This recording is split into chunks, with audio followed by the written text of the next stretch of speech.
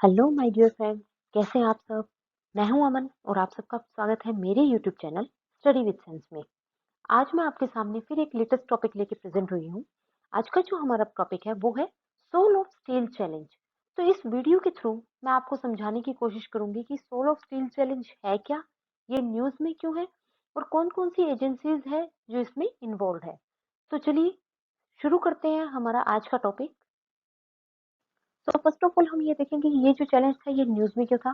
तो न्यूज़ में ये इसलिए था कि हमारे देश के जो डिफेंस मिनिस्टर हैं, मिस्टर राजनाथ सिंह, उन्होंने कल यानी कि 14th ऑफ जनवरी को हमारे देश के राज्य उत्तराखंड में इसको लॉन्च किया था।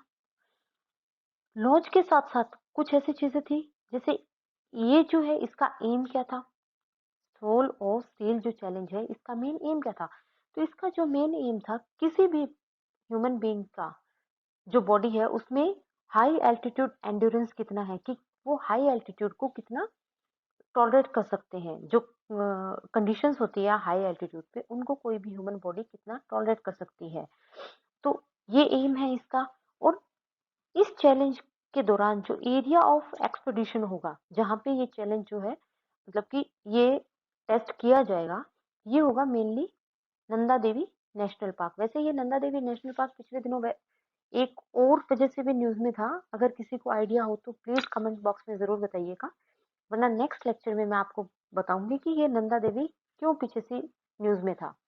तो चलिए आगे देखते हैं। तो हम देखेंगे ये जो इनिशिएटिव है ये क्या है। ये इनिशिएटिव ग्लोबल और इंडियन आर्मी का एक जॉइंट इनिशिएटिव है, ठीक है। और इसमें होगा क्या मेनली, इसमें ऐसे स्किल सेट्स डेवलप किए जाएंगे, जो कि ह्यूमन बींग्स के अंदर ऐसे स्किल सेट्स डेवलप किए जाएंगे जिनकी हाईली रिक्वायरमेंट होती है, कहाँ पे, हाई एल्टीट्यूड पे सरवाइव करने के लिए और ह्यूमन बॉडी को स्टेबलाइज करने के लिए। और ये जो चैलेंज है ना, माना जा रहा है कि ये किसके मतलब कि जो इसका बेस है, इस चैलेंज का बेस क्या है। तो एक यूरोप के अंदर एक ट्रायथलॉन होती है, जैसे हमारे यहाँ मैराथन होती है, वैसे वहां कहते हैं एक आयरन मैन ट्रायथलॉन, ठीक है।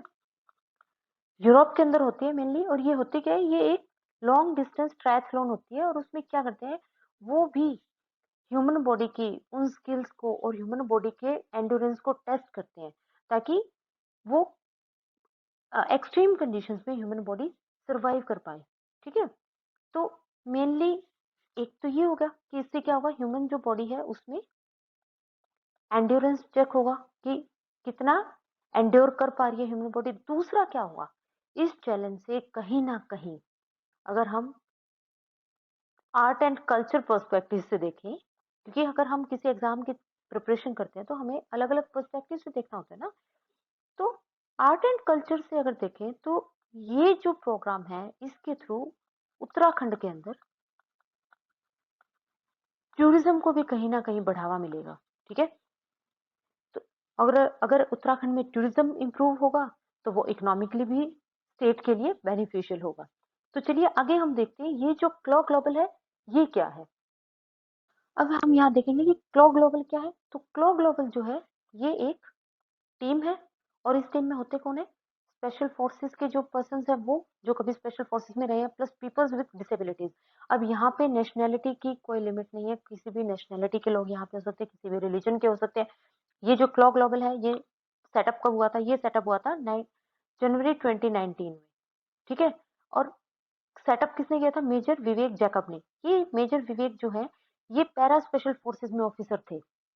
और ड्यूरिंग अ स्काई डाइव, कहा जाता है कि एक स्काई डाइव के टाइम पे इन्हें इंजरी हो गई थी और इन्होंने 14 इयर्स ऑफ सर्विसेज के बाद में रिटायरमेंट भी ले ली थी।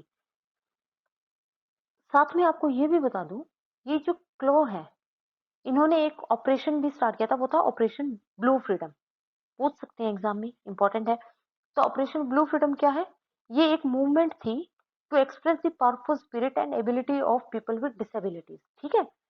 ये सिर्फ डिसेबल जो आपके पर्सन थे उनकी एबिलिटी को एक्सप्रेस करने के लिए एक मूवमेंट स्टार्ट की गई थी। अब यहाँ पे एक जो याद रखने लायक बात है वो मैं आपको बताती हूँ। 14th ऑफ जनवरी को, ठीक है, अब 14th ऑफ जनवरी इंपॉर्टेंट क्यों है? क्योंकि ये लॉन्च किया है राजनाथ सिंह जी ने। तो 14th ऑफ जनवरी को भी हमारा आर्म फोर्सेस वेटरन डे भी सेलिब्रेट किया जाता है। ठीक है, क्या सेलिब्रेट किया जाता है? Arm forces veterans day. और ये जो दिन है, ये दिन सेलिब्रेट इसलिए करते हैं कि जो हमारे इंडियन आर्मी के फर्स्ट कमांडर इन चीफ थे ना, मार्शल KM चरियप्पा, कहा जाता है कि 14th ऑफ जनवरी 1953 में उन्होंने रिटायरमेंट ली थी अपनी सर्विसेज से। और यही वो कमांडर इन चीफ थे जिन्होंने इंडियन फोर्सेस को लेड किया था कब? 1947 में, जब हमारी वॉर हुई थी अगेंस्ट पाकिस्तान। ठीक है, तो ये जो दिन है, अब आपको पता चल गया कि 14 डे को आर्म्स फोर्सेस वेटरन डे क्यों सेलिब्रेट करते हैं। इसीलिए सेलिब्रेट करते हैं। और first arm forces veteran day कब सेलिब्रेट किया गया था? वो सेलिब्रेट किया गया था 2016 को। ठीक है, तो ये कुछ चीजें थी जो मैंने सोचा कि कहीं ना कहीं आपको काम आएंगी।